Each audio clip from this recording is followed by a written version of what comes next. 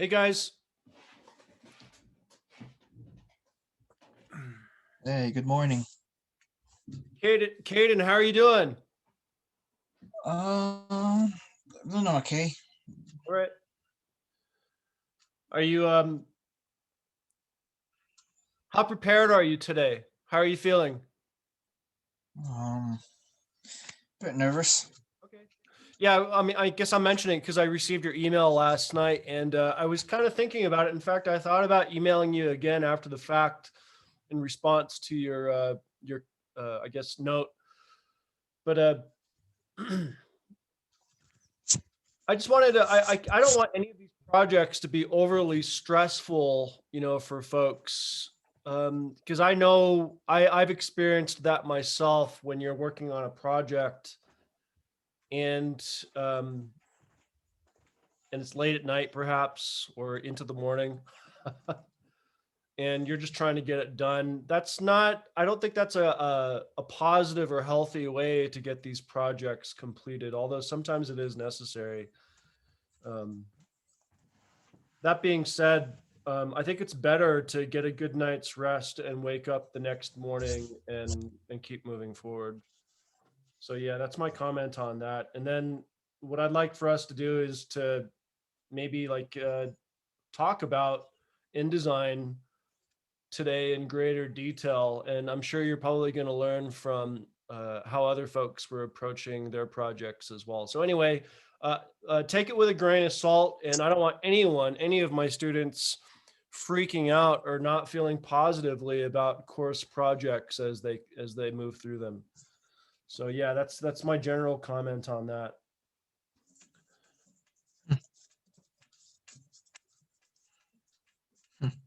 Who is it is 11:03 and it looks like some other folks might join us a little bit late. Who knows? Uh, but I do like to start on time. So Ray, are you prepared to get going with things? Yeah, I'm all set up. And the other thing I wanted to mention is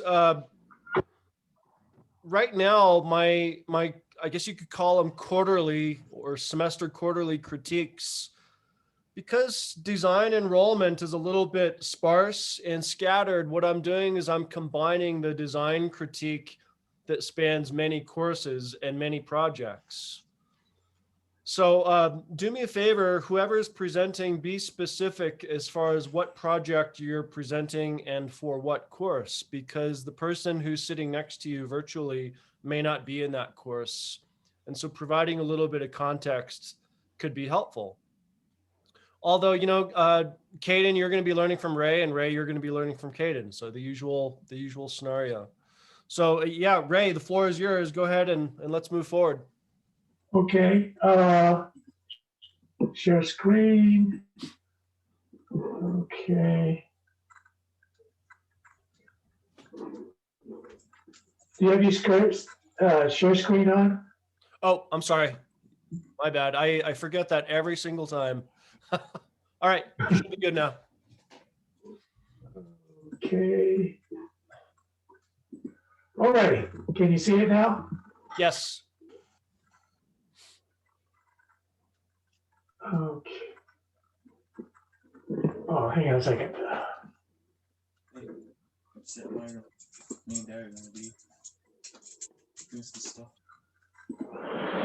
All right, can you see it now? Yeah. Okay, all right, this is on graphic design 1, covering project 1 and 2. And okay, this is project 1 where we find 5 items per day for a 10-day period. And what I've done is showing all 50, I've selected one for each day because time limitations. So I selected one item from one image for each day. So I actually had a total of 10 instead of 50. So my first one was kitchen items.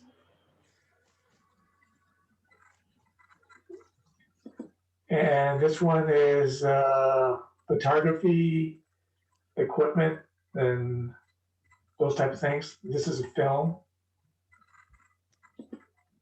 This is toys,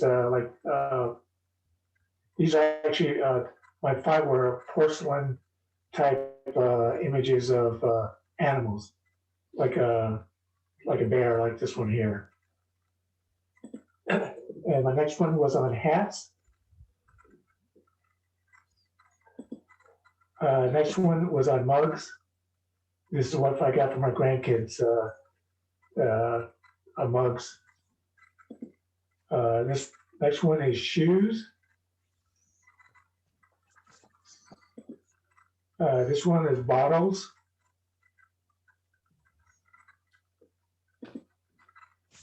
This one is socks. A purse or hand baskets. This Bible was on sewing stuff like scissors and those type of things. And those are one of each for the 10 days of 5 each day of items, the items in the house. And this is project number 2. Am I going too fast? Should I slow down? No, you're fine. You're fine. Okay. This is project 2, and this has to do with. Hang on a second.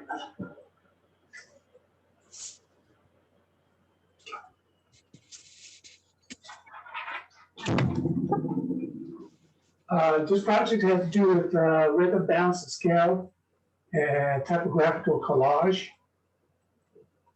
and consists of 9 of them, which was to use 2 verbs to describe what each slide has to describe 2 verbs. For instance, the first one is discover and relax.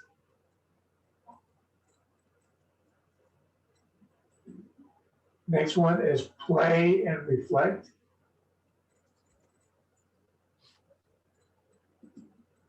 This one is taste and smell.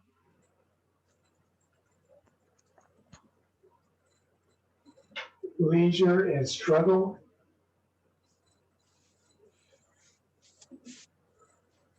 Love and hope.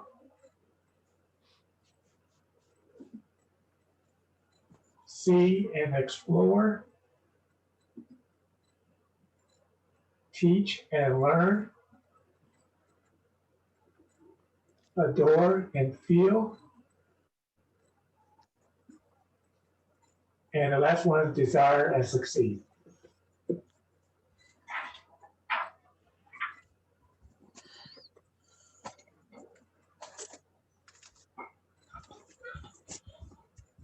Do you want me to do, Matthew, do you want to do the other class too, or? I think it might be good if we just all kind of, instead of bouncing around with different courses, it might be better if we bounce around with folks, people, and projects instead. So yeah, just continue with your other projects, because I'd rather see that thread of Ray, you know, with all of everything that you've been doing. Okay, let me bring up the next one then. And I also think it's helpful for other students to see, you know, if they may not be in this class, but you know, they may want to take it later. Who knows? Okay, can you still see it? Yeah. Okay. This one is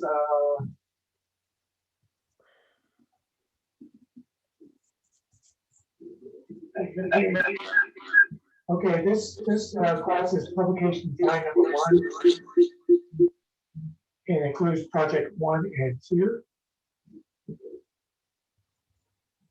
This is my the design for project 1.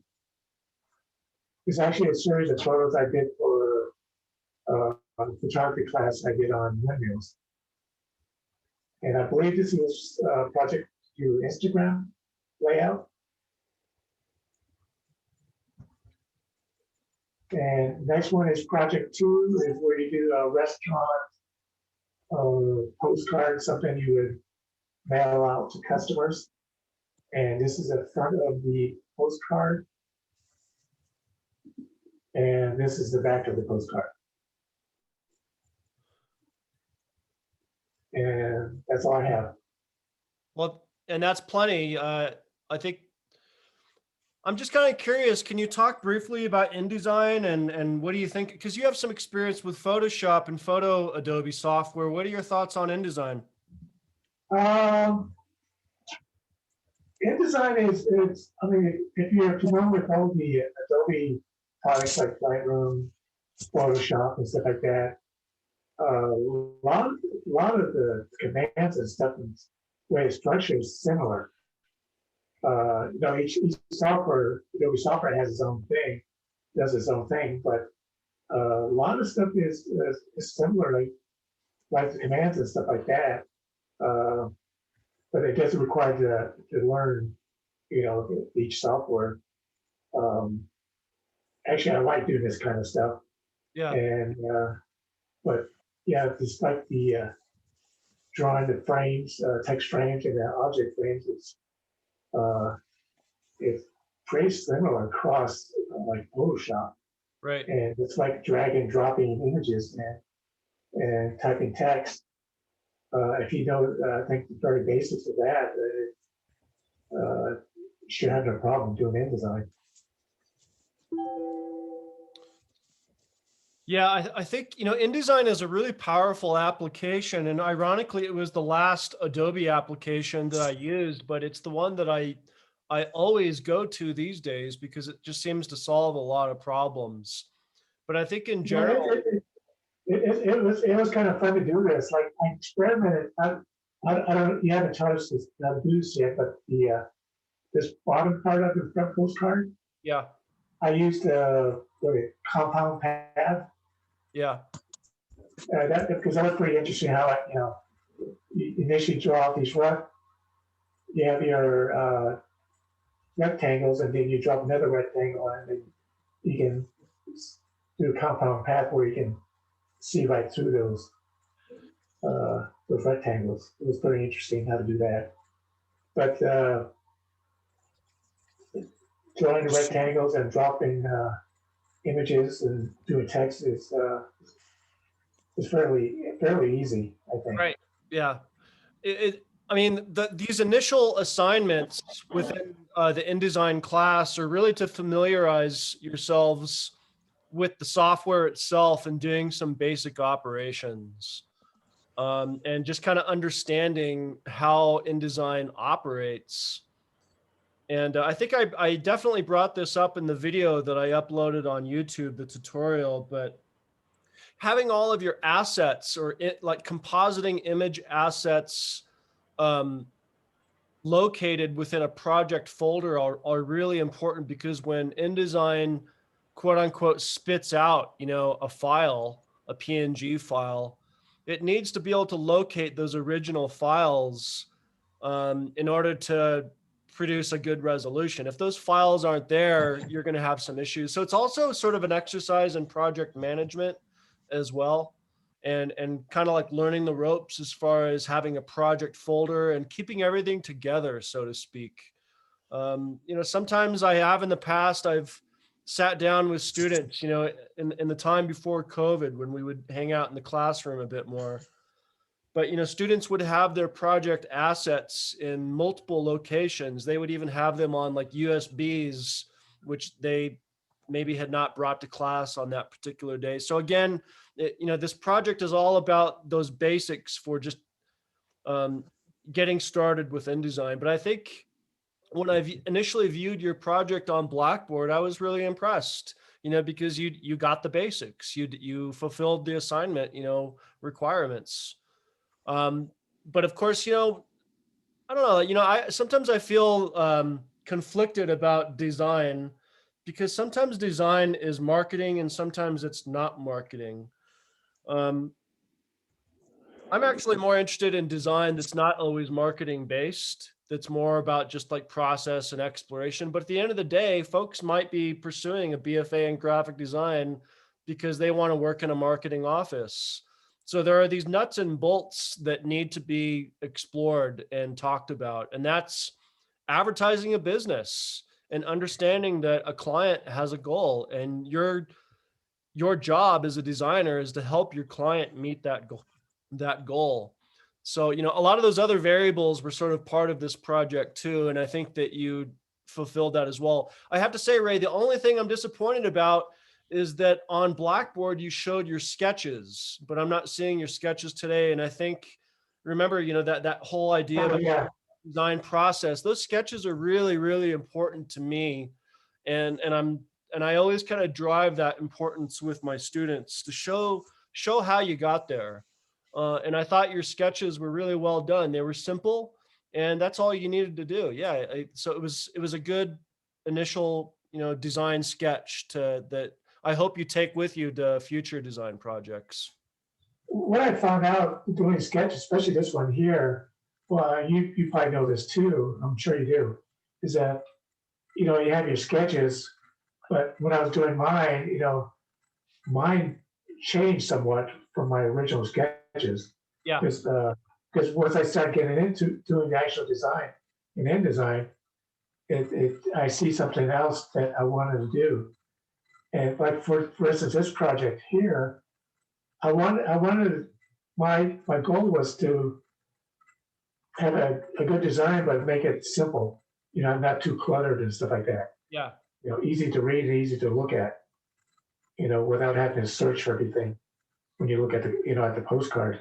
So that was my goal in doing this. But it changed a little bit on, like experiment a little bit with the compound path and stuff like that. As I really believe this very, I guess, forcefully, but as designers progress with their skills, their designs get more simplified and elegant.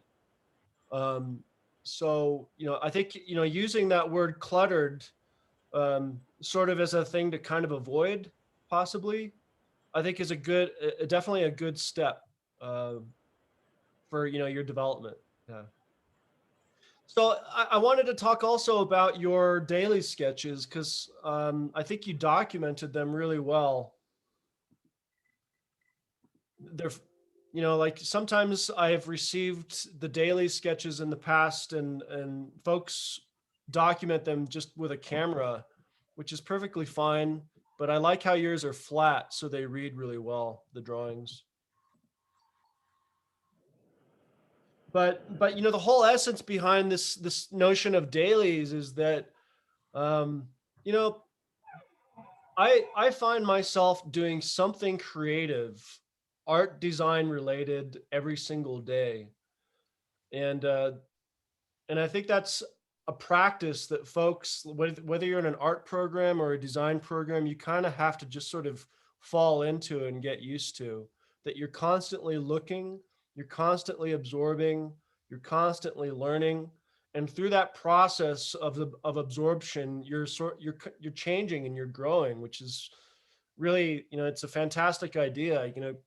And the reason I like that idea is because it doesn't stop after you get your degree, for example. I mean, it's a practice that follows you around, for the rest of your life. It's one of the consequences of being a creative soul. But dailies are a good way to sort of exercise that muscle. I like how you used colored pencils, or you added color. Yeah, I use color pencils on all this. Mhm. I, And I like working with acrylics, but I mean, for this project here, I think pencil was good for me. yeah, and I like the way that you're approaching the value of these objects too. Like trying to add shadow and light and highlights, and a range of value essentially. But I'll definitely look forward to working with you in a drawing class where we focus more on cross hatching techniques as well. Like, if you just have a black Micron pen and a sketchbook, you can do quite a bit. That's my bread and butter right there, is just a black Micron and some paper. But I do like how you added the color. I'm curious, just like looking at this image right here, are you really that coordinated in your kitchen where your bowl is red and your utensils are red? I don't know. Well, it just Actually, the utensils are red and the bowl is red. yeah. No, it's just, it's something I noticed, so the coordination I appreciate. And let's go take a look at your collages really quickly to run through those.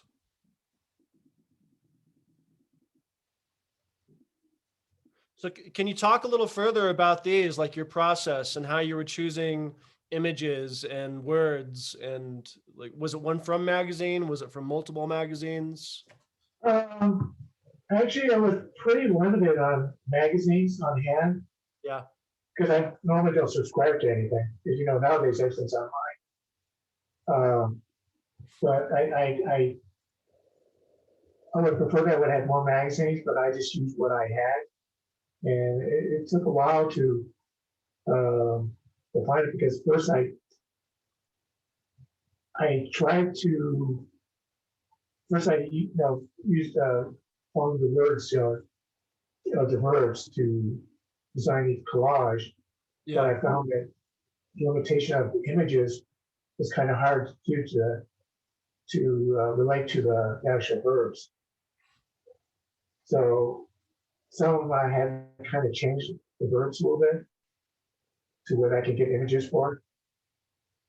But I tried when I was using the verbs, I tried to match the verbs, or in other words, the opposite verb of the other word. Yeah. That was my idea. I just want to discover, people, climbing and riding bikes, and then people taking it easy. I try to combine the two into one collage. That was my goal, but I had a hard time trying to find images that reflect each one. Yeah. So like this one play with playing, and then people just kind of look like they're just thinking, reflecting on things.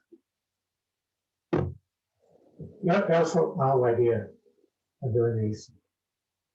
I think collage is so powerful because and I think of this word a lot, as from my perspective, being an artist, designer, visual artist, but you're constant, like, I think that the dailies are sort of part of this too. It's like a daily practice, but the things around us, we kind of collapse and cannibalize into ideas, and collage is I think one of the most effective ways to do that, where you're looking around you in your environment and you're trying to find meaning and sort of pull the threads together. What are your I think thoughts? on the dailies was interesting because the stuff around you in your home and stuff, you take for granted, Yeah. and then when you actually have to do the dailies, you have to really think, how do I have, what do I do, Mhm. how do I find 5 things that I want to draw and stuff. You really don't think about that. You use these things every day. Yeah. Design is everywhere. It's amazing. Like literally Yeah. every single thing that we're using and interacting with, someone has put a lot of thought into how we hold it in our hands, or the scale of it. And that's more of a user experience thing, right? But it's definitely a part of design, which I always want folks thinking about. But I'm still always just fascinated by the things around us that just work, that we've gotten so accustomed to, but they work and they solve a lot of problems. And folks are constantly reiterating those objects to make them work even better through time. So yeah, I mean, it's just, in a way, like, the way I consider all these design objects around me, it's like a really strange love affair. Yeah. um, but yeah, I definitely respect and appreciate, stuff and things. It's a good habit to get into as a designer. Notice the greatness that's just around you. Yeah. Yeah. But, yeah, Google all these images and stuff like that, but I try to, that's just slap pictures on there. I try to, to design it in a way that's, appealing and in balance. Well, you definitely fulfilled the project requirements, Ray, and I think you did a really good job. And I also really commend your documentation of both your collages and your drawings, because they, like I said, they're not curled. They're great, So you did the documentation is always fantastic from you. So good job.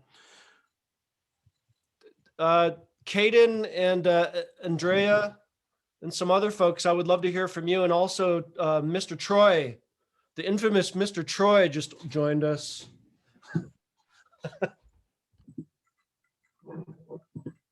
So Ray, you might want to keep sharing so that, sometimes it's good for folks to see, Yeah, I'm sorry, I clicked yeah, by mistake. folks are watching, just kind of toggle around.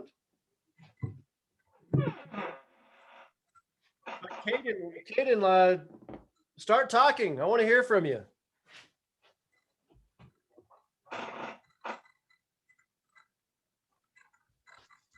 Hello, can anyone hear me? Yeah.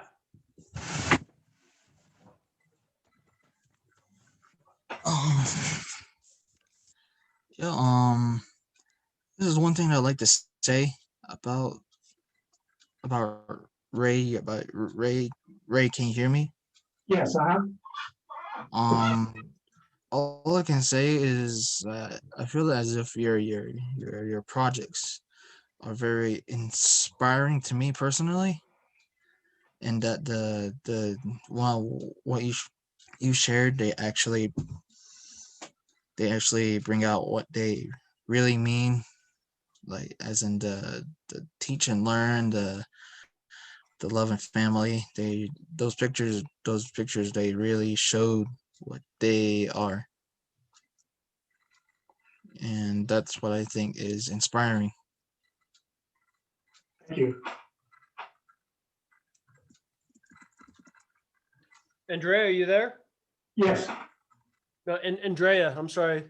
okay. Yes, I'm here. What are your thoughts in reviewing Ray's work? Oh, I thought the presentation was well organized, very thoughtful. Aesthetically, it was just really, what's the word? I was able to comprehend kind of the message, the underlining themes. It seemed like it definitely related to the assignment. I thought it was just really organized, way better than mine. But yeah, well done. It was beautiful. I thought it hit all the points. I saw the rhythm,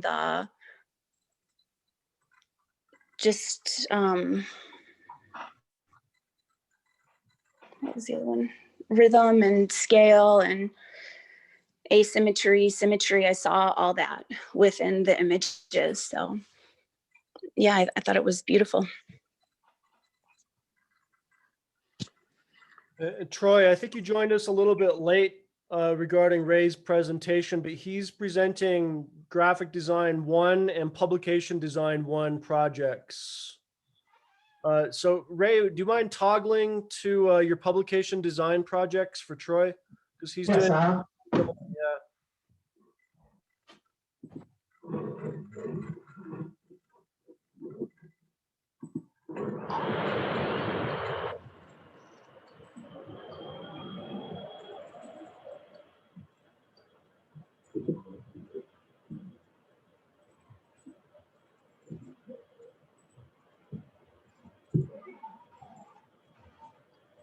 This one's on project 1.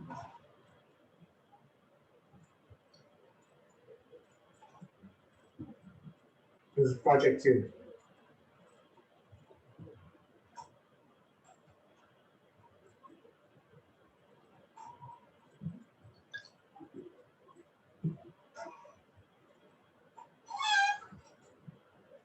Yeah, so Troy, do you want to make any comments or do you want to move on?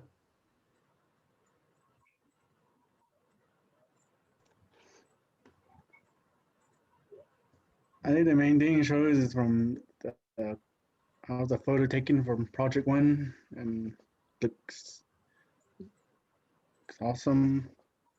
The windmill, and also the changing of the different season, and how really brings out like the landscape also, and also for project two is like uh, the font. How you use the font really brings out the postcard, and also the photo quality. It's all well organized, well put together. Also the information that you put on there. I think, yeah, it's a good job. Looks nice. Ray, I have a question just out of curiosity and using the InDesign software. Um, did you run into any technical issues? Like, for example, when you're trying to arrange a photo within one of the window frames, or, were there any moments of frustration or did it go completely smoothly? I didn't really have any problem putting images in the frames. It just some of it was a little bit trial and error, Yeah. a little bit, but it wasn't bad or anything like that. It took a couple times sometimes on some of the images to make it look the way you want it. Like this one where this bowl of shrimp and clams. Sometimes you try to move the image. Sometimes you might have them in just the whole frame itself. And to get real precise, I found that if you use the up and down arrows, Yeah. it allows you to get a little bit more precise instead of just dragging it in there and trying to frame it up right. I think you also hit a nail right on the head earlier when you were talking about the similarity between all of these Adobe programs. And that, of course, is by design as well to ease the user experience. So if you're familiar with photo programs, you can sort of fall into InDesign and Adobe Illustrator relatively easily because there's overlap there. Although there are some nuts and bolts differences between the programs and like which tool is best for a particular job. But yeah, like I think in general, I try to emphasize this with design students. That's that, you need a really good sketch and you need a really good idea. And the software, after you learn a few basic things, obviously it's helpful. But the real talent behind these programs is the initial concept or idea from the designer, which can make things very, very powerful and persuasive. I do have a few critiques. Like, for example, I wondered if the placement of Landry's seafood right there could edge down a little bit, because I feel like the typography is crowding a little bit closely to the bowl. So I think it could have been edged down just a little bit. Yeah, I played with that for for a little while. I actually went down lower. Yeah. And then I raised it up higher, and then finally settled on this. But yeah, I was trying to find the sweet spot for that. Yeah. Without getting lost with the image. It's really interesting. You can sort of play with those minute details in a design document for quite a bit of time. And again, if we were in the classroom, what I would usually ask students to do is to ask someone sitting to either the left or the right of them their opinion. Because if you look at a design scheme for 2-3 hours, you have a tendency to kind of get lost in your own thoughts or ideas or your perception of what is right or wrong. And so if you were able to ask Troy, for example, or Andrea, or, you know, someone that may have been sitting next to you, they may give you their unbiased opinion as to how that typography should sit in that frame. Um, so, but here's another metaphor I really like to use. And I know, Troy, you've heard me say this a million times, but I think this is such an apt metaphor. I'm going to repeat it again for Ray and Caden and Andrea. But I love that 1984 movie Terminator. And bear with me for a second. This is going somewhere. There's the beautiful Terminator kind of view when he's targeting things and analyzing his environment, and it has that beautiful red happening. You guys know what I'm talking about? Yes. In a way, like, I feel like designers have to develop their Terminator eye to analyze what they're looking at and analyze how things read. And so that's, you know, like, I think, you know, my Terminator eye is telling me that Landry seafood could fall a little bit in it, but that's my Terminator eye. So we all, you know, have a very unique way of seeing things. But the other thing that my Terminator eye is noticing is the margin that's between the chef and the primary large image, is that little margin that's kind of separating things is smaller than the rest of the margins. And I wonder why. Can you talk about that? No, it's what I thought would, you know, my design would look like. I mean, would it look good that way? It was, it's just what I thought was best. Okay. But like the Landry seafood, it was down lower initially when I first did it. Yeah. Yeah, I played with it. And then on the backside, I messed around with this for a while. Yeah.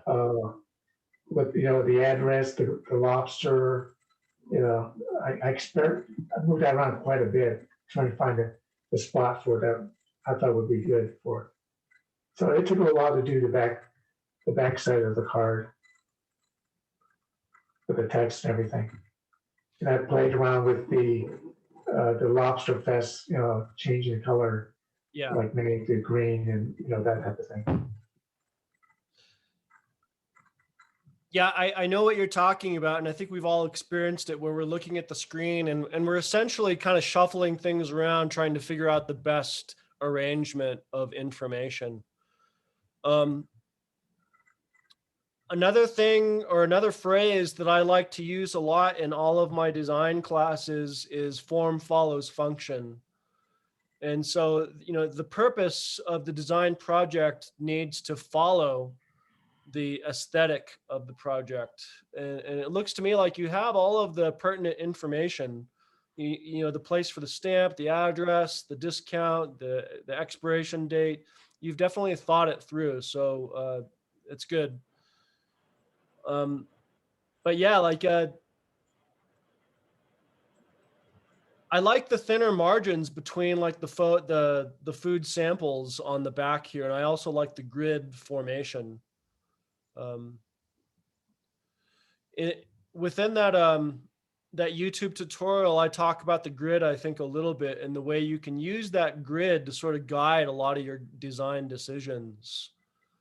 For example, that sort of black line, that vertical black line that's separating the address area compared to the content area, my Terminator eye would have intuitively informed me that I need to nudge it a little bit to the left so it's on center with that circular, I guess, muscle stew thing that's going on. That's an example of how, like, you start to sort of coordinate all of these different design assets so that they're sort of in balance and communication with each other. Does that make sense? Yeah, it does. I'm looking at it now, I agree with you. And that's something that develops over time. You know, it's like this weird, like every one of those elements, I know it's deceptively simple, you know, this project, but you can nudge those informational and design assets around forever. I've seen students do it forever. You know, it's kind of, I've seen them looking at their screen, you know, like in frustration, like, what should I do? And instead of making intuitive, gut-based decisions exclusively, it's better that you sort of rationalize your design decisions with a grid system, honestly. It will help you immensely, and it'll help you to solve the problem more quickly, and it'll also help you to feel better about it when it's done.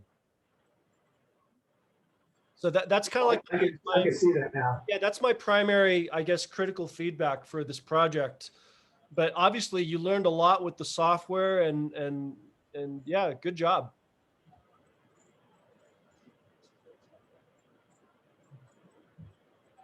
For the sake of time, any more questions for Ray or comments? And Troy, you have a Terminator eye too. Tell me what you're seeing. Tell Ray what you're seeing.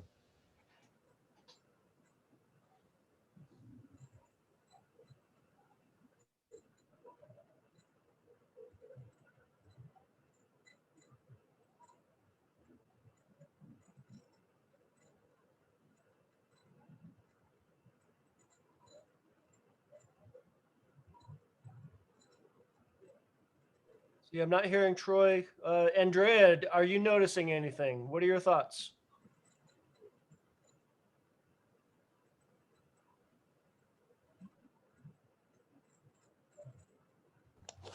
I really like it. I think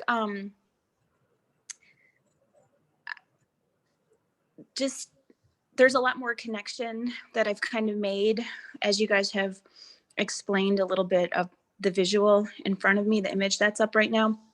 And I just love how it's the combination of anything from the lettering, the lines, the shapes, and how kind of piecemealed all that together, and then how it resulted in this. And I see that now. I didn't see that at first, but I do now. And I just really think it's top of the line. I think it's, it brought a lot of everything, chapter 1 and chapter 2 together, and that theme is reflected here. And I'd have to say I'm just really impressed. And I think I do see a lot of marketing, and yeah, I just, there was a disconnect, I think, for me before with my own understanding of some of this stuff as it's new, but now that as this is all kind of coming together, it's the connection's really visible and very well visually articulated, I think, is what I'll share.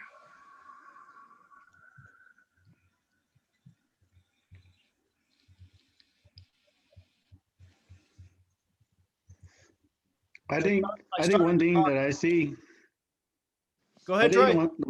I think the one thing that I see is the different use of fonts that he used on the postcard, like the Maine and the lobster and Yeah. the laundry seafood. How he uses the different fonts. Right. Troy, how many headers do you see? How many categories of typefaces do you see? Maybe about four. I'd say 3 or 4. And I think that's really important, you know, like the header can be sort of considered in the hierarchy of how the letter forms are read as far as scale and placement are really important. And that's another one of those things that we can shuffle words and information and graphics around to get it right. It's so strange, you know, the way it's hard to even describe. You know, we do our best with the words that we have in front of us, but at some point there's some kind of state of rest that happens with a piece of art or design where where one feels like everything is kind of in balance and functional and also visually appealing. So, we're trying to, like, design is such an incredible thing because we have all of these different hats that we're trying to, I guess, validate and work with simultaneously. And it's still amazing to me. But I also get things like this sometimes in the mail, at my address. And I use my Terminator eye and I look at these things. So yeah, hopefully you guys, if you get an ad from, whoever or whatever, because they're doing the same thing that we're trying to do here. They're trying to persuade us to go out and buy a lobster or Grubhub meal or whatever for the client. Anyway, Ray, I think this is great work. I think you did fantastic planning, and you're on your way to understanding and learning the software further. So you checked all the boxes. You did what you were supposed to do. So good job. And without further ado, what I'd like to do is maybe move to someone else if no one else has any other comments, so we can hear Caden, Andrea, or Troy talk about what they're up to with their specific class. And again, try to explain what class this is that you're working with and what project or projects plural, so that we all know, we all have a good context and understanding of where you're coming from.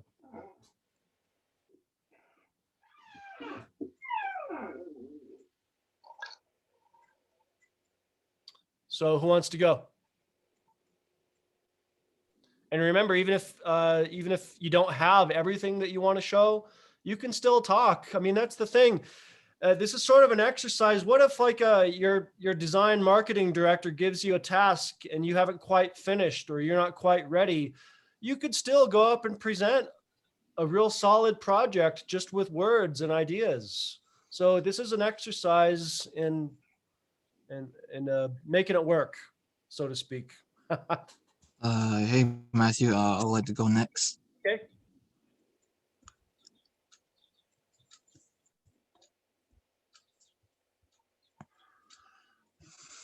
Can anyone see this? Yes. So what I have here is my project. This is my graphic design 2 class, this project 0. And basically this is something that was easy. And basically the task was to find 10 objects around here that are fluently. And I managed to find those objects. And this first one here is basically a plate.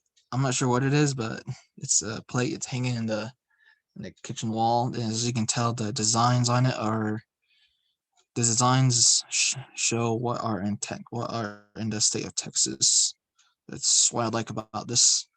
Why I chose it. And the second one is basically a ceramic spoon, and basically this has a great art design on it.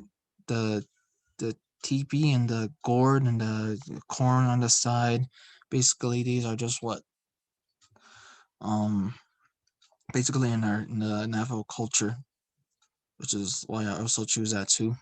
And this third one is actually a key holder, and also has great art design, the blue and red or orange background, and the 2 birds, the bucket of water, the drum, the staff, the gourd, and the teepee again. Another reason why I chose it is how well designed is, and it speaks what the painting is. And this fourth one wasn't easy to make. I'll say that. I made this like last semester in my graphic design 1 class, and I thought maybe I should share it, use it for my graphic design 2 for this project. And basically I went through all sorts of magazines that we had, and I was able to find the right pictures and then made this poster.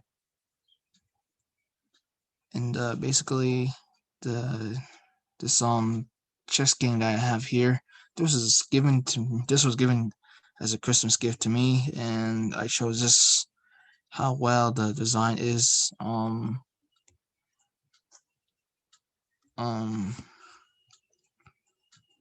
Is how it's like not horizontally or vertically, it's just like it's 3-dimensional. That's what I like about this.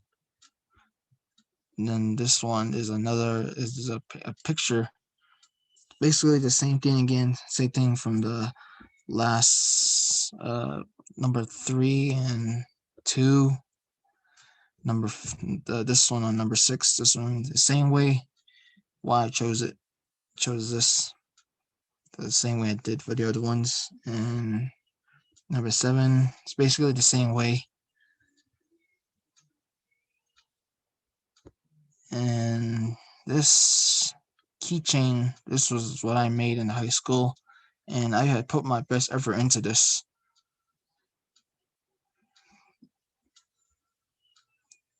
And the different colors and the way design is, I think, in my personal opinion, I think I did a well good job on this, even though I made a few mistakes on it sometimes. But yeah, but that's why I chose this keychain that I made, is because it kind of shows how well I done it. And this ninth one is basically an air freshener, and this is something that my mom made, and it's well designed, and that's the reason why I chose this one, is how well it's designed on it. And this last one is basically a book, The Fifth Wave, and I chose this because it shows how well it's designed, and that it's a simple design. That's why I chose this.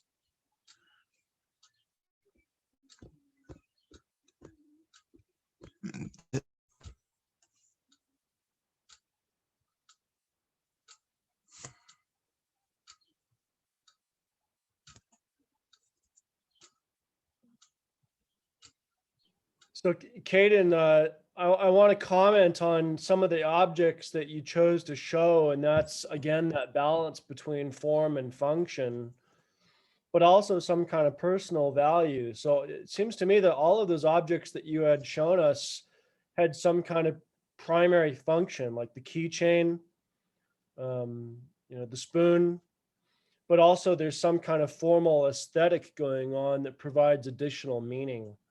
And that meaning also kind of comes about to the fact that maybe you made it or someone close to you made it. So it's just something to consider how folks value design, or how we value design around us. What does it mean and what does it do? Actually, I should have said that differently. What does it do? Because that's the primary, and then what does it mean? That's the secondary. But it's always a balance between form and function. Do you have any preliminary sketches to show us for any of your other design projects that you've been working on, or just keep moving down your road?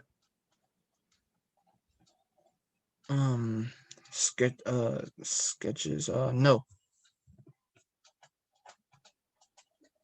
No, I don't have any yet. Does that conclude your presentation? Or I do have one more. Okay.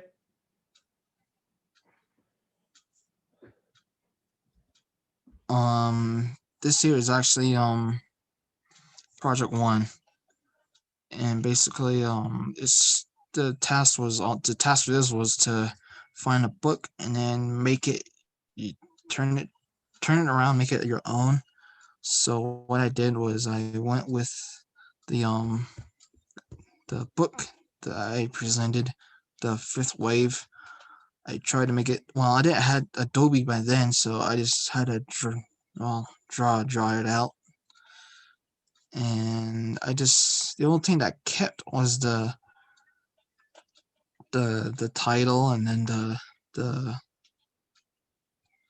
the person, but I made the person as a silhouette, and then the shadow at the bottom, and then I added a three-headed dragon to it, which is the twists, and then these other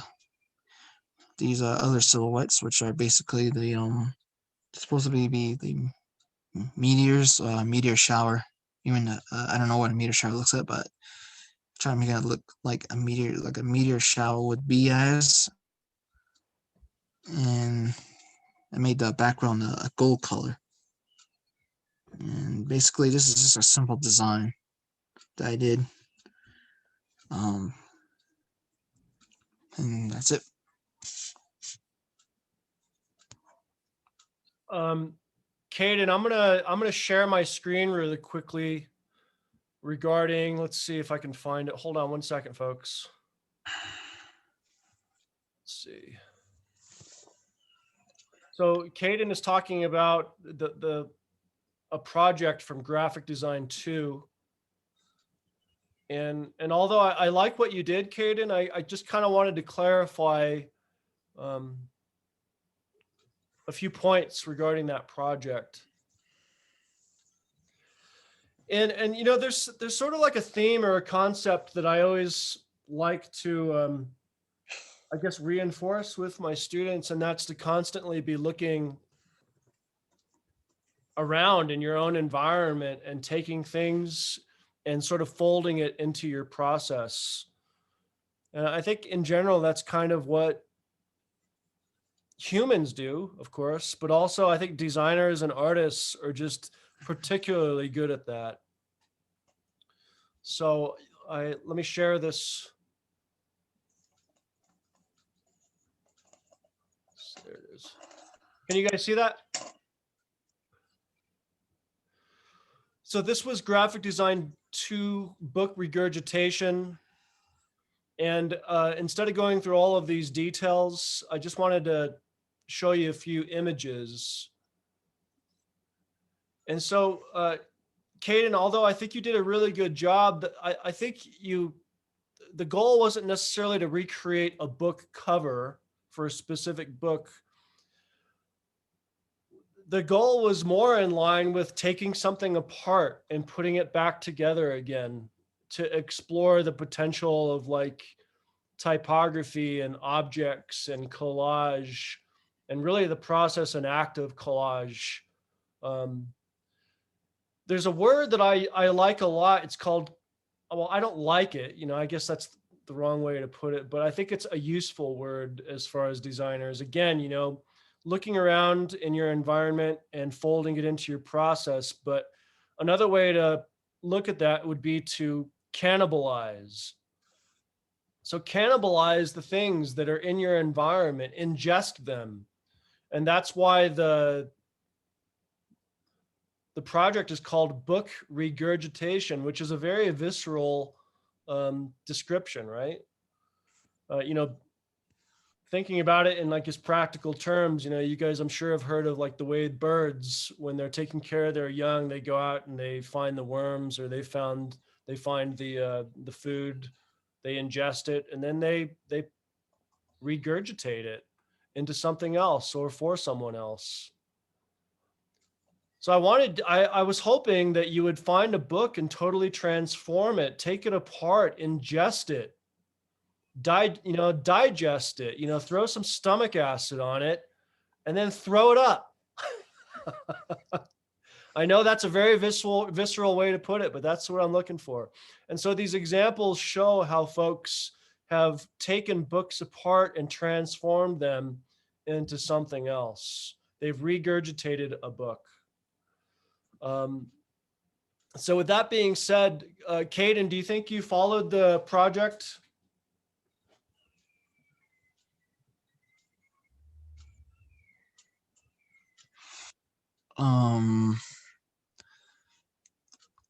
Yes and no. Okay. Basically, project 1, I didn't quite understand what to do. I just thought that maybe just take a book and then twist it around, like turn it your own. But I guess I saw I didn't see it the way it's supposed to be. Well, like I said, I think I really do like your project one, but I think if I had seen evidence that you had taken a book apart and cut it up and been more playful with some of those existing assets, because right now the project sort of feels to me like a drawing or a painting instead of a destruction and a recreation. Yeah, I didn't quite understand it at first, and I didn't thought about it, and yeah, it's basically it. And that's perfectly fine. You know, this is a living and learning process that we're experiencing. But I don't think I'd be doing my job if I didn't point that out. So yeah, I'm just kind of, making that, trying to articulate maybe a misunderstanding between the project and what occurred. So yeah, anyone else want to give Caden some feedback on his project 0 and project 1?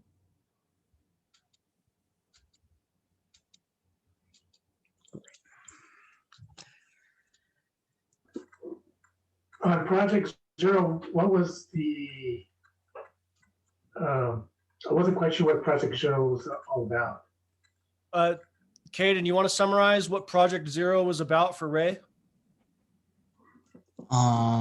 Yeah, Project Zero was to find 10 objects and then that speak fluently. Is I remember speak fluently, but yeah, I didn't quite remember. So I'm gonna bring it up really quickly, okay? Yeah. Just for the sake of us all being on the same page.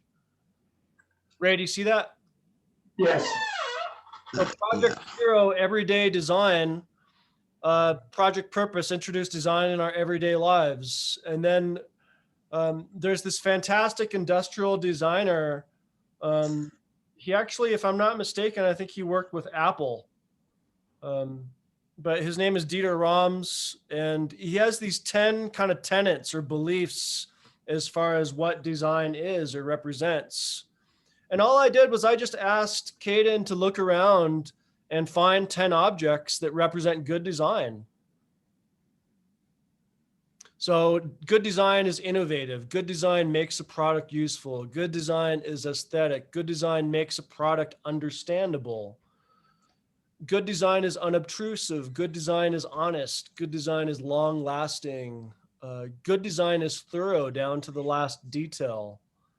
So again, that Terminator eye, right?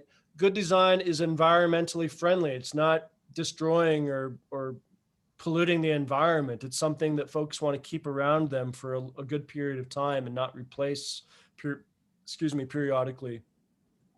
Good design involves as little design as possible. That's my favorite because it's all about keeping things simple and understandable. So yeah, that was the purpose of that project 0, Ray. Oh, okay. Okay. Now I understand that. Okay. I wasn't quite sure. Yeah. And thanks for asking because, again, like I think everyone is kind of on sometimes a separate page and we are combining design classes. So that's why it's good to be clear. Troy, what did you see anything that you want to comment on, you or Andrea? Sure, I can comment. I recognize the secondary function in terms of what does it mean in the objects and just that kind of personal symbolism, and in particular with the keychain, the beaded work, and just the color scheme in that, and just the finesse and the delicacy. I mean, that was, I think, well represented. And so, yeah.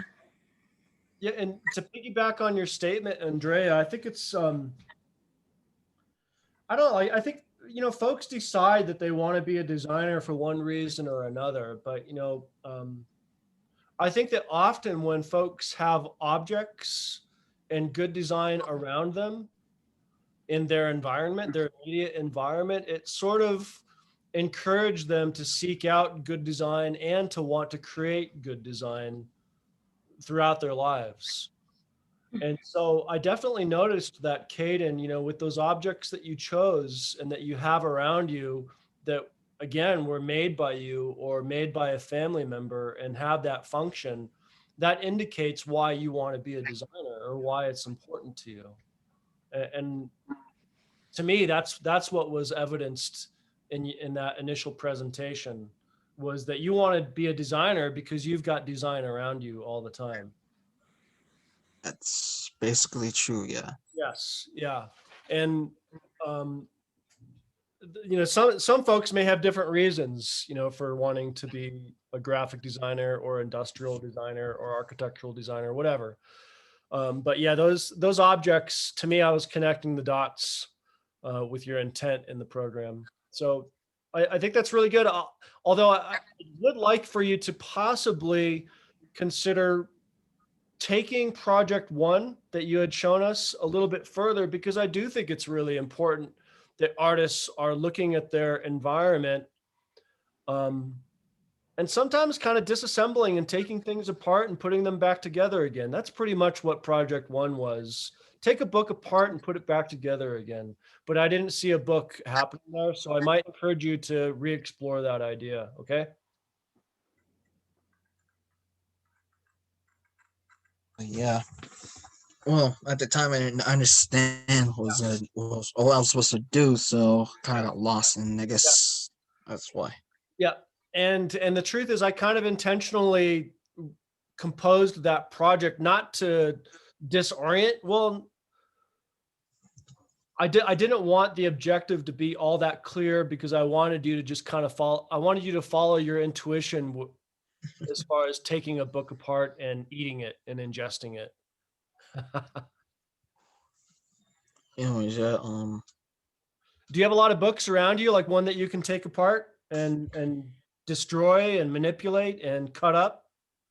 Uh, yeah. I got tons. Yeah, maybe, definitely not one that's of value to you, but maybe something that's just lying around. Similarly, the way that Ray was taking apart magazines and putting them back together, right? Except you're doing it with a book. Yeah. Okay, so let's move on to Andrea. And Kaden, you did a good job, and we'll follow up with the other projects, okay? Hey Matthew. I had to go. You can't stick around for Andrea's presentation? I got another meeting I had to go to at 12:30. Okay, alrighty. Okay, Andrea. Or I can wait a little longer. I think, if you can, I would encourage you to stick around, and so that you can hear other folks talk. It might be valuable for your growth. Okay. Yeah. Yeah. Okay, Andrea, the floor is yours. Okay. I'm just trying to share my screen. And it's not working? No. It should work. I have it enabled. There's the green button at the bottom. Is it giving you an error? And then it just gives me options: screen, photos, iCloud Drive, website URL. I think what you can do is you can select your screen, or you can select a document. That's what it's doing right now. Okay. Can you guys see it? There we go. Okay. There it goes. Okay, so this is, I'm in graphic design 1, and I'll just start with project number 2, which was the emphasis on rhythm, symmetry, asymmetry, and scale, and the 2 verbs reflective of 9 different images. So some of kind of what's reflected here in the upper left-hand corner is just feature and design. And I liked the bags, because I felt that they were symmetrical, but at the same time, even though the design elements, the construction was not, but if if my understanding is correct, I felt like that was kind of representative of that. Yeah. The image on the right, the 2 verbs selected were cooking and collecting. And again, just kind of asymmetrical. And then in the bottom left, wilderness and research. And I felt that just with the 3 different images, it was kind of representative of rhythm of what I was seeing. And then the fish. So just to kind of break it up a little bit.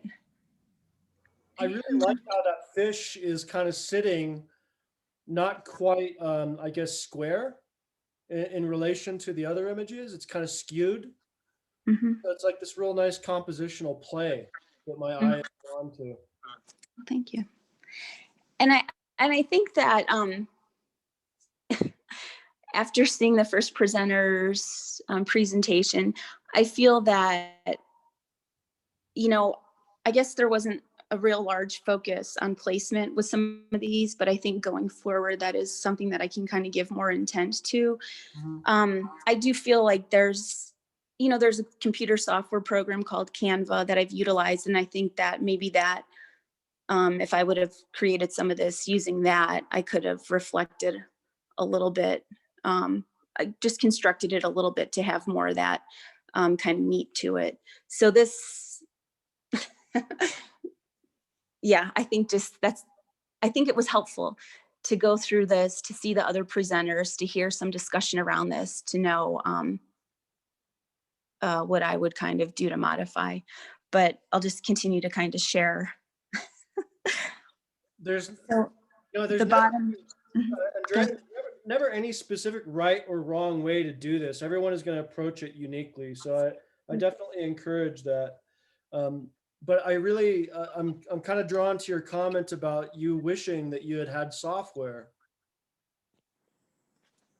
Well, I've used Canva, and I really like Canva if you're familiar with that. And I've used it for just trying to make like a logo for my business, and um, all kinds of things. And I think it really I think it articulates nicely a lot of the contextual kind of learning objectives that we've been presented with, assigned over the last 1 and 2 chapters. I just think that it could emphasize more than what I have the skill level for, I guess, is kind of what I'm trying to get at. Because I feel that I don't feel like these are visually, I feel like what I'm trying to interpret could be visually represented far stronger than what I at this level have the skill to portray or display, I guess. Just like a side comment on working with your hands initially in a graphic design class. And also even like, showing you guys artists like Paul Rand, right? Or Milton Glaser, these sort of like old school graphic designers, but obviously very, very talented and knowledgeable. But I think that working with your hands is really important.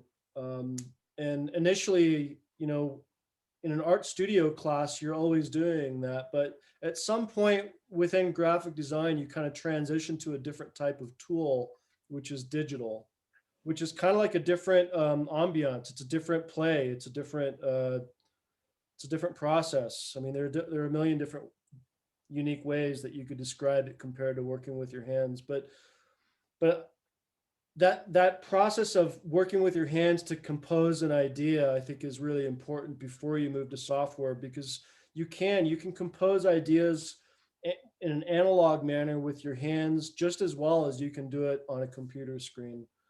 And like I said, I really do enjoy how that fish is skewed, and that indicates to me that you were thinking with your hands. That's why I pointed it out. So I think you're doing just fine, Andrea. So yeah, you're doing just fine. Well, thank you. In terms of the image at the bottom right, the focus here for me was just kind of on both scale and rhythm, and the rhythm just being the sequence of the animals. The 2 verbs selected were behavior and environment. And then I'll go ahead and pull up the other one. Andrea, can I ask a quick question? How are you are you deciding or defining what words go together? I'm curious. What, for the verbs? Yeah, just like, how are you kind of like you're mashing these words together? What is I guess guiding that decision? Just kind of what I saw represented, and then both in addition to the action, but kind of the theme. Yeah. Okay. Mhm.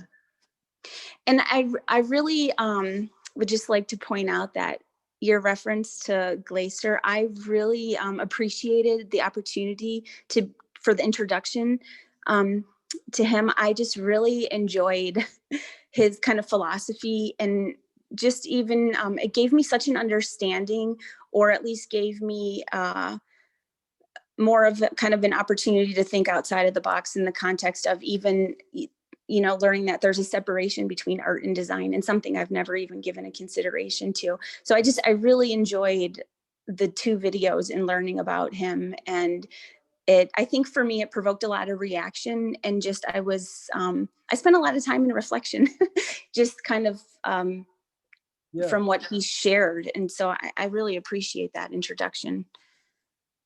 So You know thank you for. What I really love about those videos in particular is how direct and kind of, I don't know if crass is the right word, but Milton, Glaser, when he's answering questions, he's very direct and very Mhm. constructively critical about the profession of design.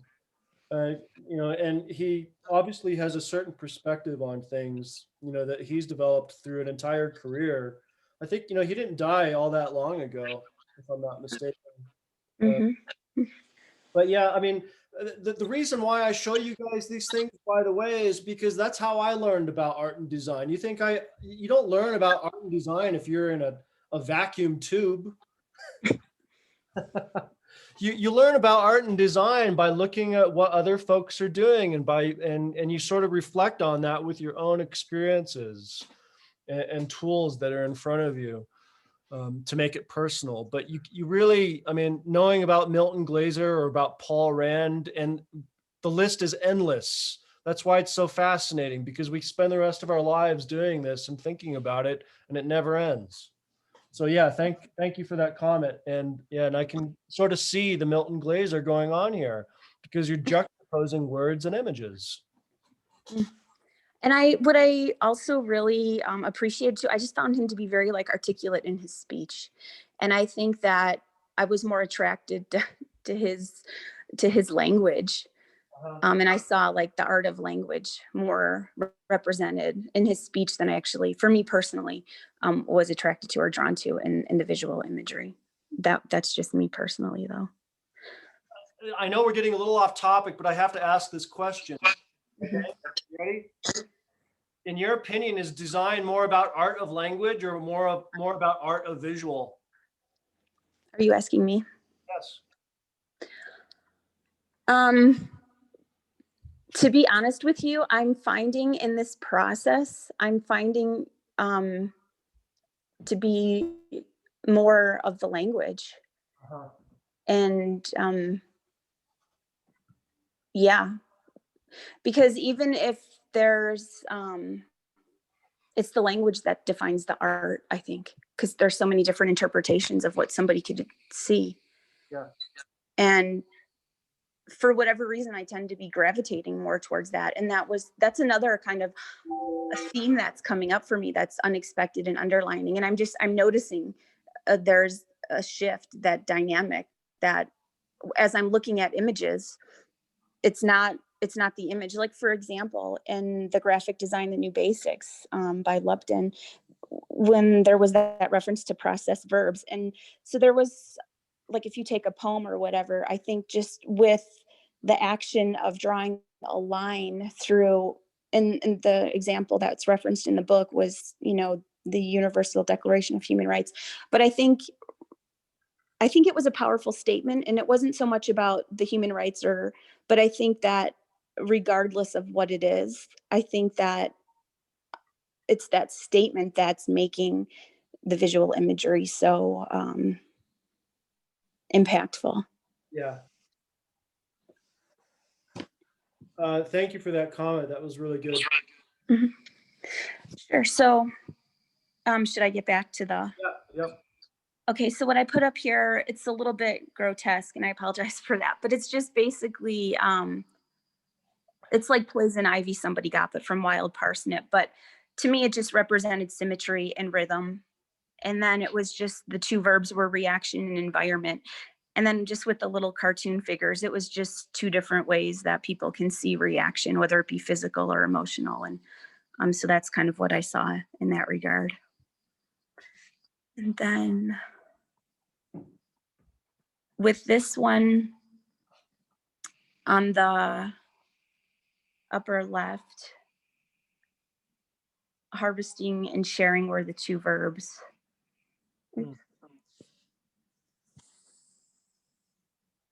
And then just, the different modes in which that can be communicated, whether it's sharing in a sense of community or gathering, wild rice or whatever that is, cedar, birch bark.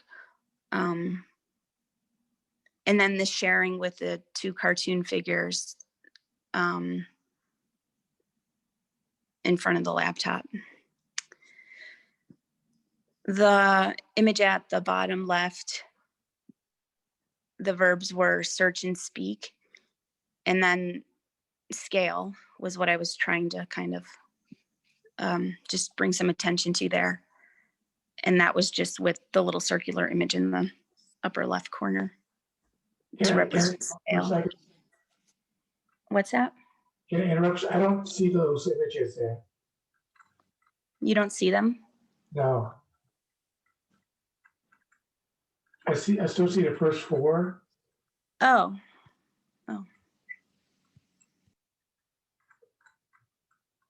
Is that?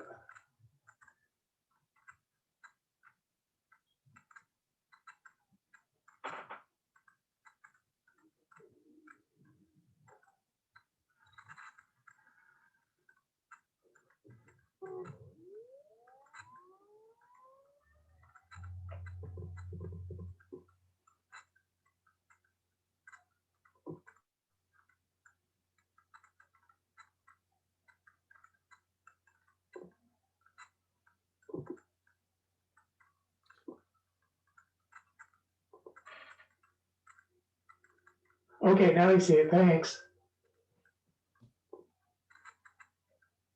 Yeah.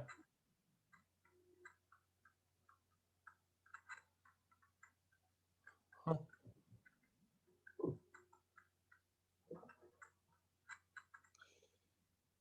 Yeah, like just some growing pains as far as like presenting via Zoom, learning the best way to, I guess, do it.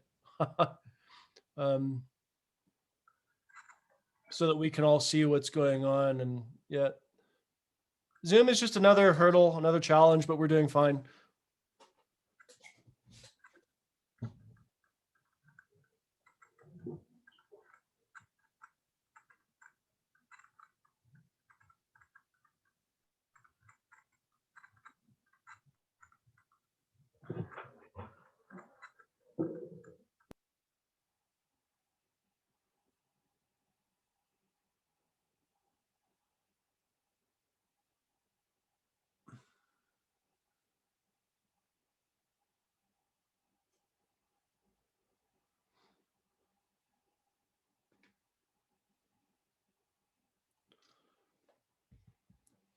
So does anyone have any comments regarding Andrea's project?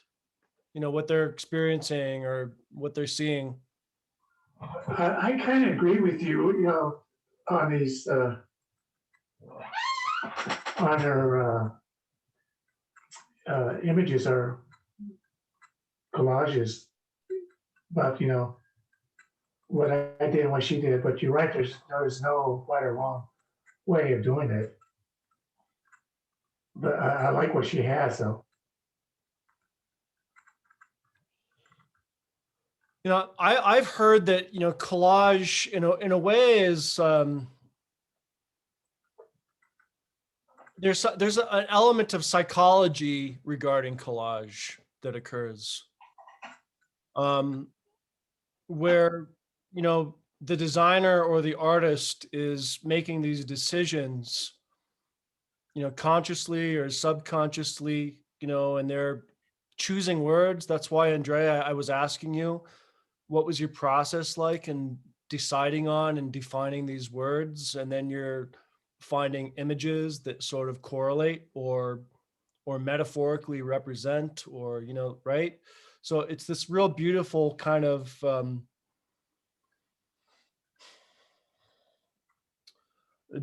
don't know, everything is like a jumblation. I don't know if I'm just making that word up, but everything is sort of mashed together and in a very kind of psychological manner, which is really interesting and fascinating to me.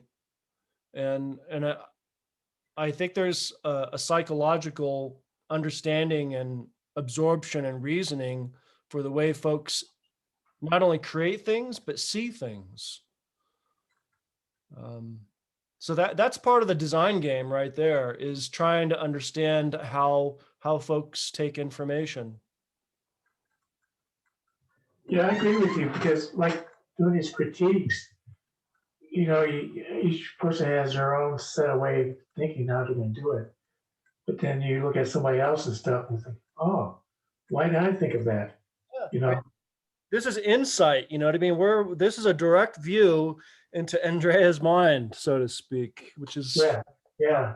we've I didn't think about doing it the way she did it, you know, which is nothing wrong. uh-huh. So, you know, it's just, you know, like some other projects I've seen, you know, thinking, wow, that's interesting. You know, people just a different thought process and there's nothing wrong with it. Yeah, I wanted to reflect on something else that Andrea had mentioned, and that's that she mentioned when answering the question that I had posed, she mentioned the value of visual language. And in a way, I kind of feel like the visual language can be equated to the concept or the idea. And that goes back to a sketch. You know, an idea can be very simple and it can become complicated very, very quickly. But yeah, the visual language, in my opinion, can be equated to the quote unquote concept or idea.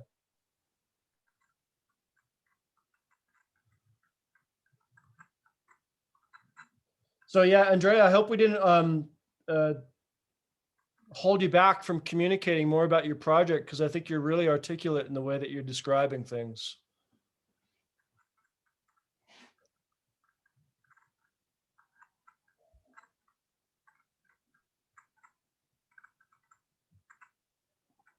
Should I bring up project one? This is your presentation, so you can kind of take us on whatever journey you choose. Okay. Okay. Is there an image up is it visible for you now? Yes. Okay. So this one, unfortunately, it's upside down, and I apologize for that. I'll have to figure out how to, next time I'll put it in PowerPoint or something, and this is crumpled and it's light because of use of pencil. So going forward, I know what I would do different here, but for project one, this was really just form storming and referencing a lot of point, line, and plane. And with the theme in this one, more or less was kind of weaving. But what I really liked with kind of the concept of using point was, for example, with this image. So if you were to take Andean weaving, for example, pebble weaving, and I just kind of referenced those points and how they come together to make the design, one of many designs. So that's kind of what a few of these are trying to reflect. The different shapes. So there's 3 of those. And then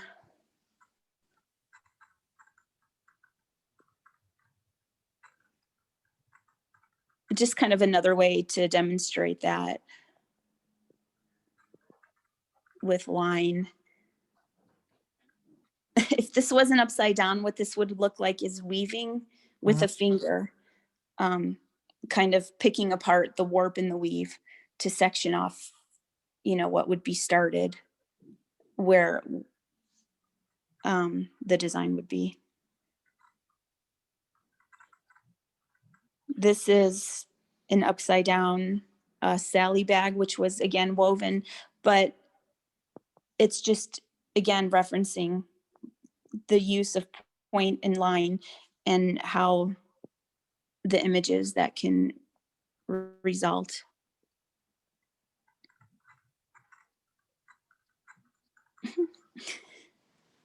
What I really liked too, and this is, it's so silly, but it's something I never gave thought to, but just the concept of a line and that a circle is actually a line. And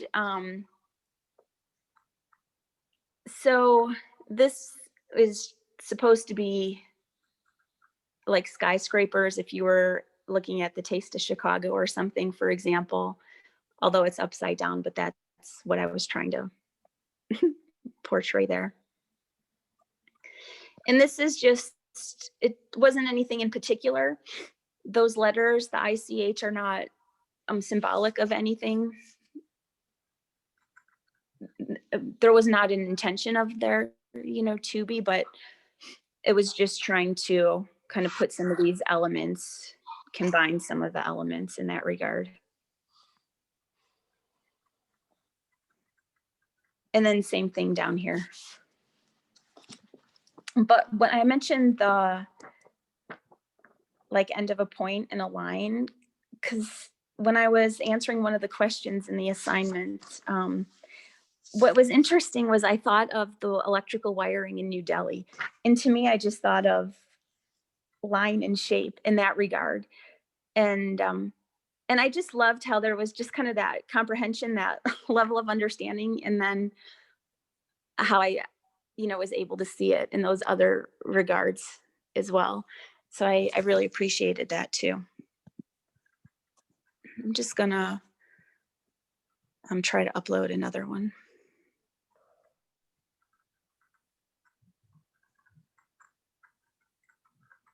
Okay. And then in this one, in the upper left, this was just kind of a poem, but again, going back to process verb, and if, an action would be taken, but if, there was lines drawn between some words in a poem, how, that statement would be therefore impacted. So that's what was kind of the purpose there. This one here is just an image of, I was trying to kind of do a little bit of marketing, more or less, but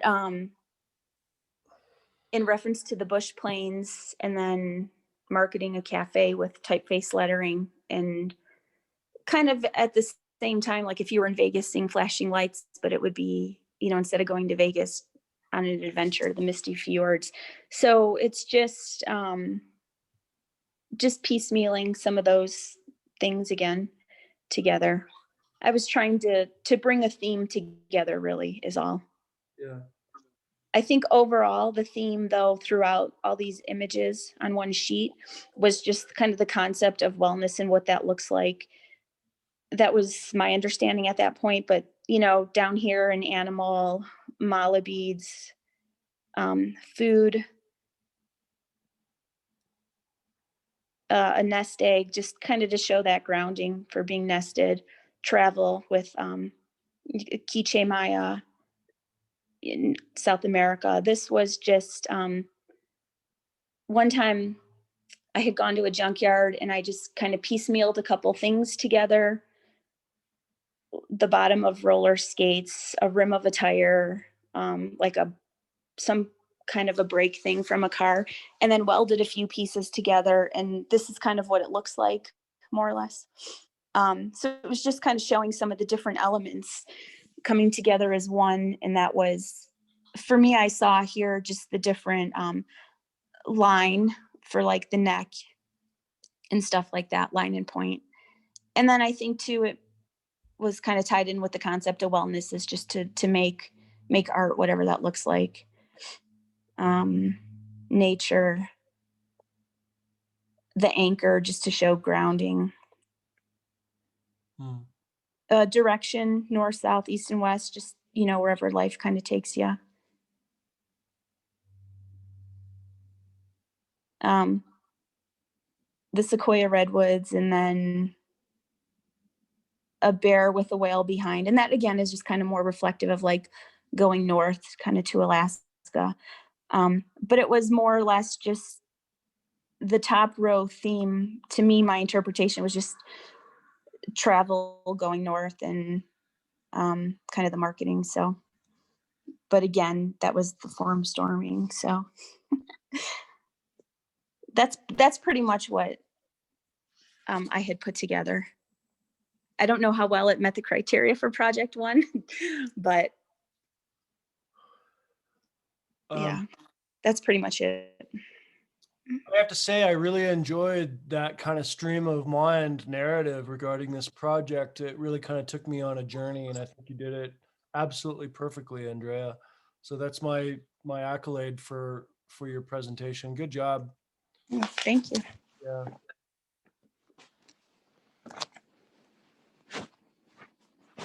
And if anyone doesn't have any further comments, I think I do have to play timekeeper, and at some point we're going to have to move on to Mr. Troy.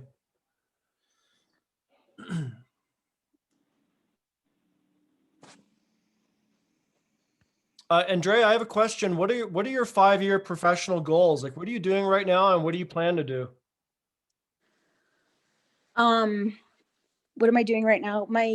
I'm in nutrition and dietetics, but I want to work for myself. My 5-year goals are more for, I like design. I really, really am drawn to interior design, not so much with furniture, but more kind of the construction of timber, steel kind of coming together, or like more that kind of loft style look that you would see, in the city kind of thing, and with the use of concrete. So I don't know, I'd like to kind of explore that further and see what I can kind of develop in that regard. Not so much, I don't know that I would be interested in a career in it, or if it's more because I want to kind of design my own place or thing. I'm not really sure, but I kind of gravitate towards that.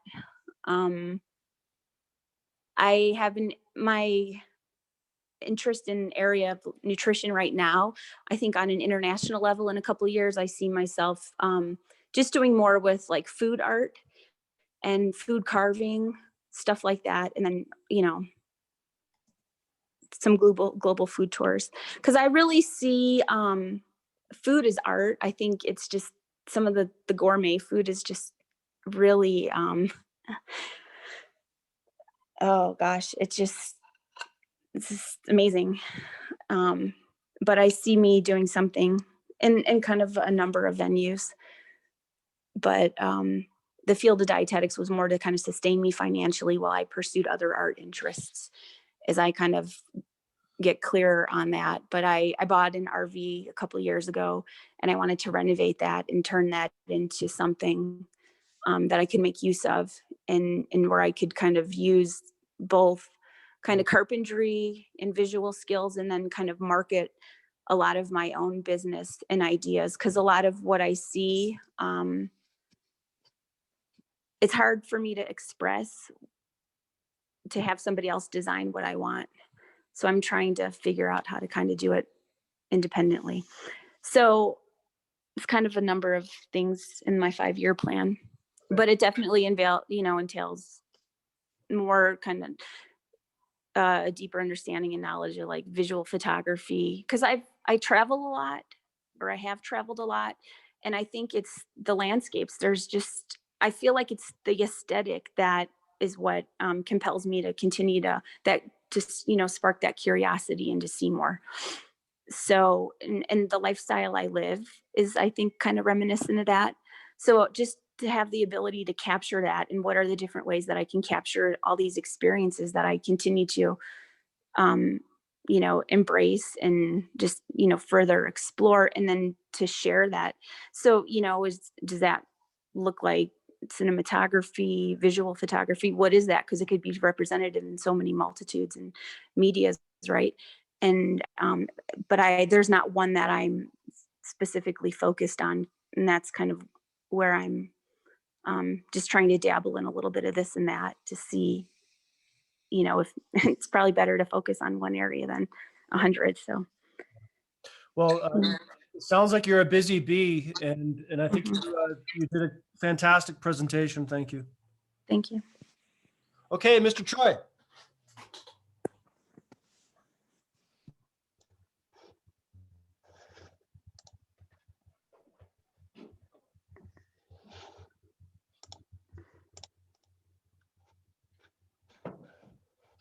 Can you guys see that? Yeah. Okay. Hey Matthew. Yeah. You gotta head out. Yeah, I'm kind of late for this meeting, Okay. Yeah. Thanks for sticking around. but yeah,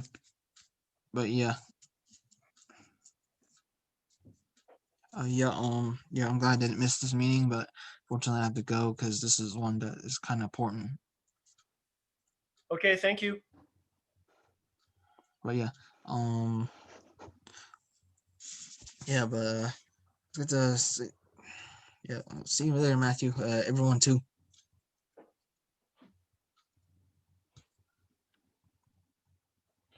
Okay. Go ahead, Troy.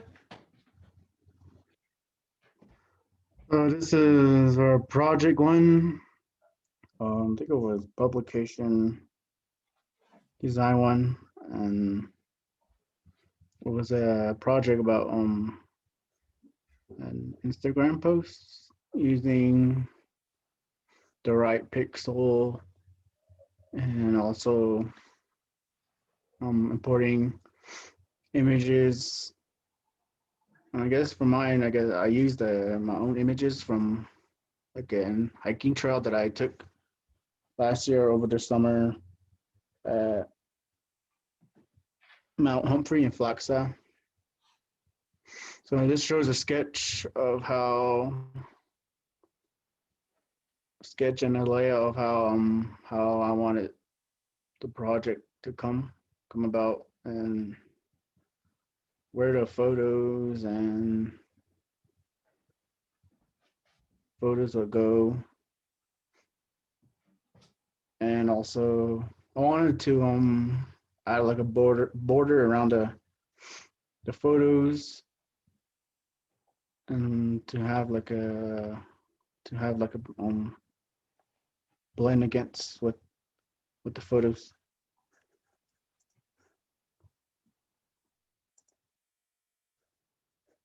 Can you guys see this one? The photos?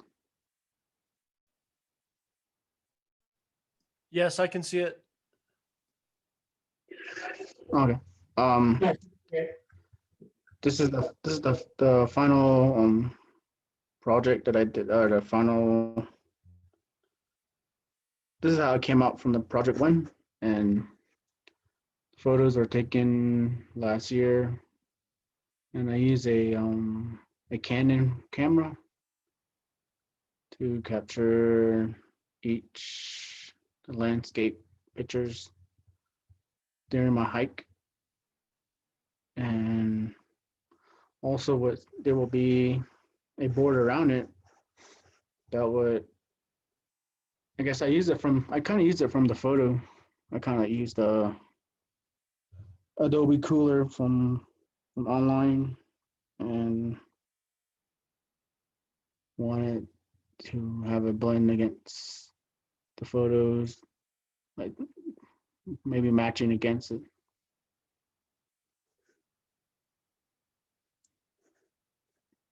And this one's for project one for publication design one.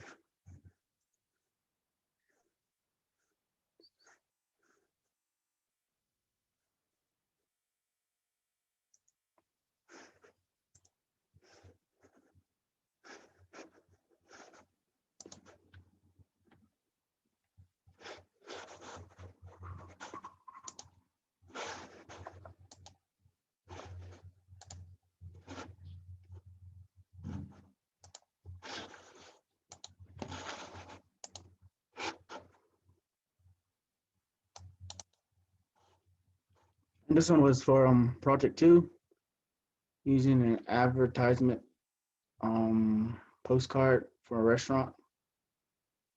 And for this one, I chose Outback Steakhouse. And I don't think it's really finished yet, but I was still working on it. I was mainly focused on one project. I think that one was for graphic design 3. But this is how far I came on project 2 for the restaurant advertising postcard and graphic publication design 1.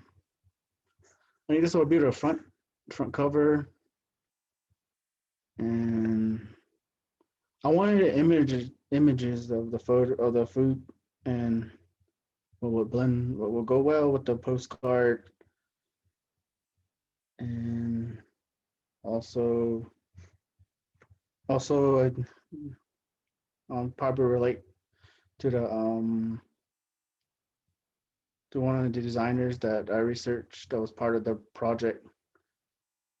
And through that research of the designer, his work was mainly like geometric forms of way of designing his work,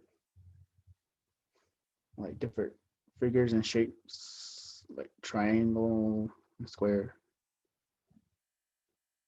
I wanted to use that for this postcard, and this will be the first front cover. And I think for this one I used one font was I think Garamond. So this will be the front cover, and this back cover also. And the color, some of the color came from the designer's work. And he used the complementary colors mainly, so I wanted to use that for this one, for the postcard. And it was I'm still kind of working on it, but this is how far I've gotten. But yeah, this is how far I got on the restaurant postcard advertisement.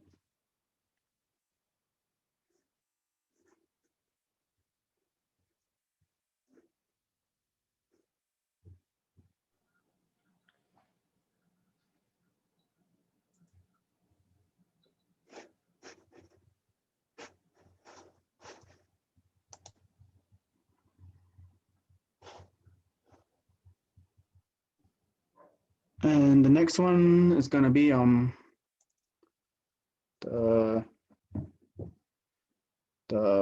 for graphic design 3. It'll be about a project about creating a coffee shop that will be in Flagstaff, and I think the audience and customers will be the NAU staff, students, and employees that work there. And this is a sketch that I did. So I came out first. But along the way, through designing the logo for the coffee shop, I had kind of changed.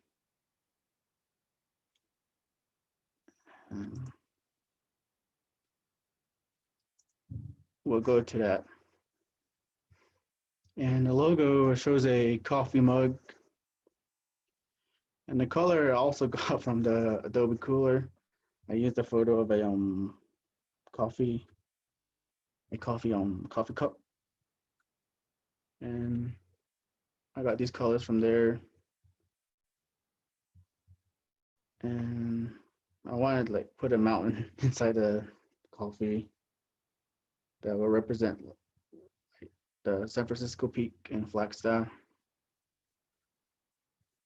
And this is how far I've gone on the logo, and also the name. I was still working on the topography on the logo, so I'm still building it up a little bit, and also wanted to add a little bit more to it. So far gone on for Graphic Design 3 Project 1, and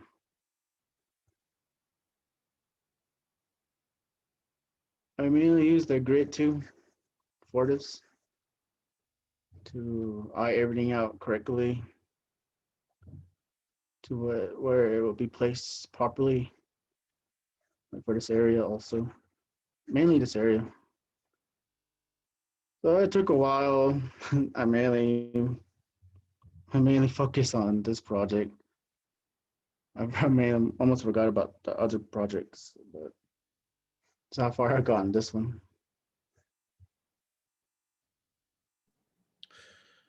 Troy, I think you have a good start with this project 1 for Graphic Design 3. And when you mentioned the mountains being within the coffee cup, I think that's a fantastic move that you've made. I think you still need to kind of develop this Yeah. a little bit further, but I think that idea is extremely powerful and really, really effective.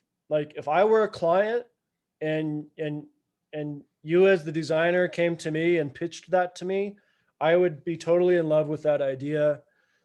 And I think that's part of it. You know what I mean? As designers, we're trying to tell a story and be persuasive and convince.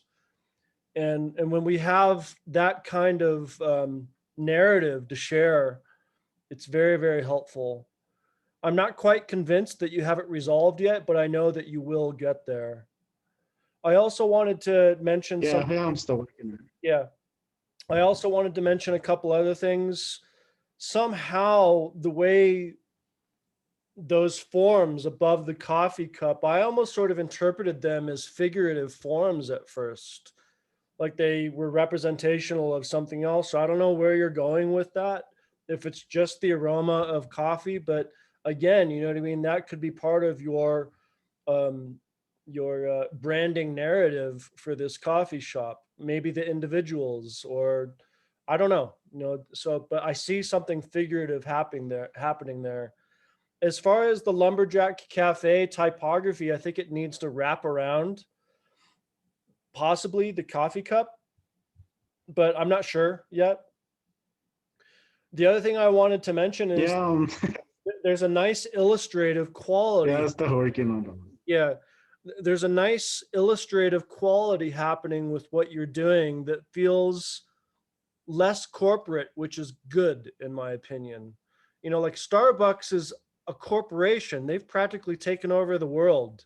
And I don't know how you feel about that or how anyone feels about that, but I don't go to Starbucks. I'd rather go to a local coffee shop in Flagstaff. So, but yeah, I think the typography definitely still needs some work, but I like where you're going with the illustrative quality of this. So you're on your way, but I think you need to move a little faster. All right. That's my constructive criticism for you. And I'd love to Yeah. hear what Ray and Andrea have to say. I agree with the typography at the Lumberjack Cafe. It's kind of because you have the curve of the cup. They should follow the curve of the cup, and the mountain inside the cup, maybe a little bit of different color to bring it out more.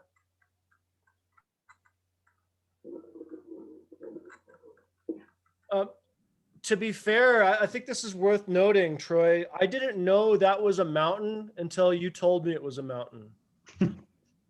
So I think that idea is a little bit more clear to the user. Okay.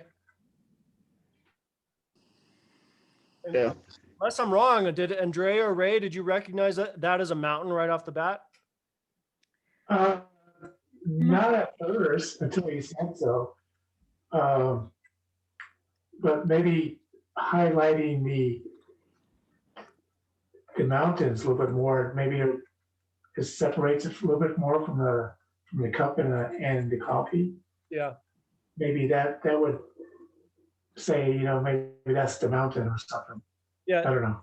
To me, it looked like a very mountainous cappuccino with a lot of froth on top at first or something. Yeah.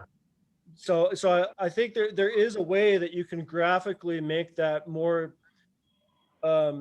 obviously, the peak that is right there next to Flagstaff. And the scale, I think, you might have to play with the scale a little bit too. But yeah, I know you're still working through this, but I know you'll get there. And Troy, I just want to remind you, like a project like this, it's a portfolio project. If this project is presented and executed well, it'll get you a job. All right. That's the goal. And I think I love the concept of the mountains, and really what I see is dollar signs. I think you have a stellar idea, and I think that it would sell. And if that was like a route that you wanted to pursue, I think that you're right on. I think you'd spark a lot of interest, because just that combined concept in itself is really in demand and attractive. I'm impressed.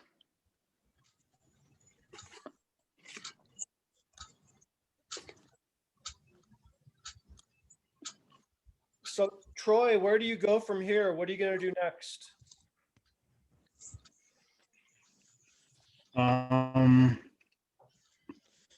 Probably play around with the topography, place it where I want it to be around the on the logo, and also work on the slogan next.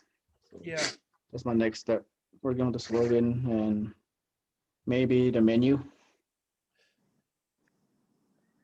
So I have another question, and this is just sort of an observation. It's Lumberjack Cafe.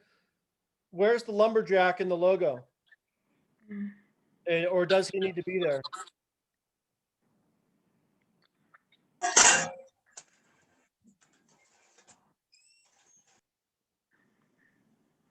I don't think he has to be there.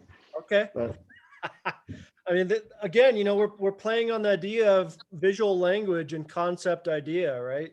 So, but okay. yeah.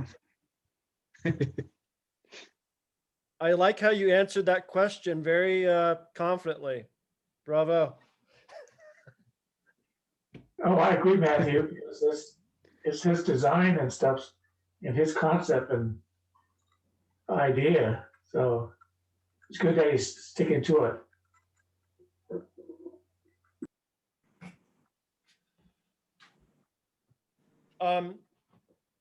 Troy, have we talked about putting typeface on a path in Illustrator, you and I previously?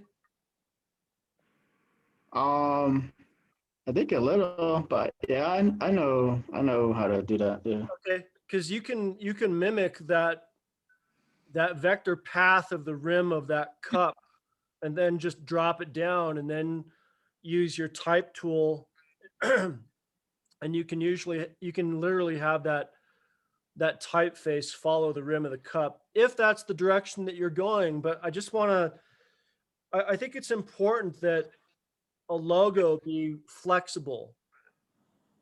So my question is, the logo what's on the cup, or is the logo the cup itself?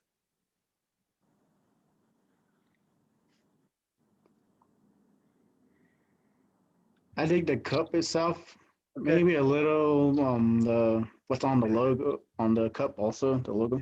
It's just important to think about, because how is this logo or brand going to be applied to coffee products? For example, a bag of coffee, or the logo on the exterior of the building, or on a coffee mug. that's in the shop. So I'm just kind of like, again, I'm trying to understand the context of the logo and how you're going to apply it. Yeah. And you don't have to have an answer today, but it's something that you need to rummage around. Okay. Yeah.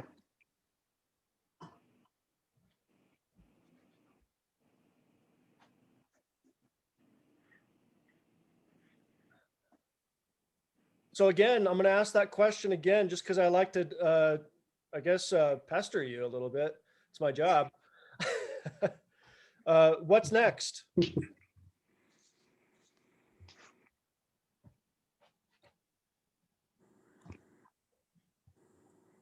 Maybe work on a logo a little bit and move on to the next step. And maybe play around the colors Okay. on the mountain. But yeah, mainly the next step is mainly important. Work on the next step mainly.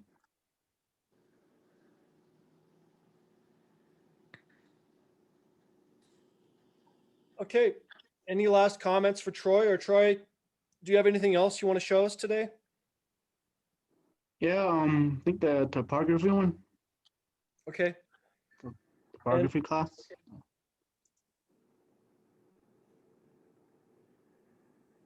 And folks, I've kind of lost track of time. It's 1 o'clock, and I actually have another critique starting. So Troy, we got to move through this really, really fast. All right. Okay.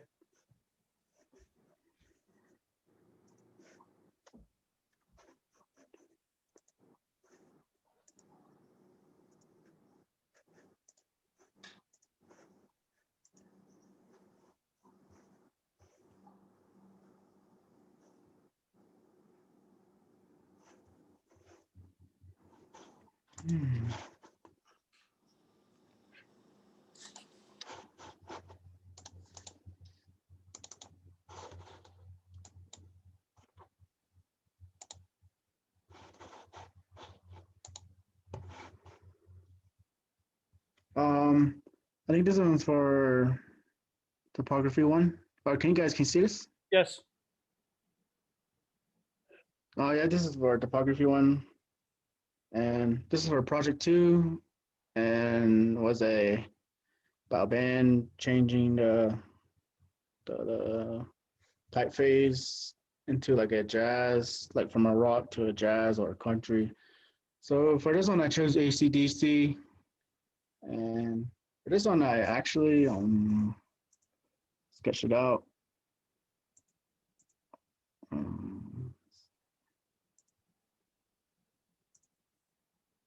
I actually sketched it out, and here's the sketch. Nice. Yeah. So this is what I was working on, and I used the pen tool and the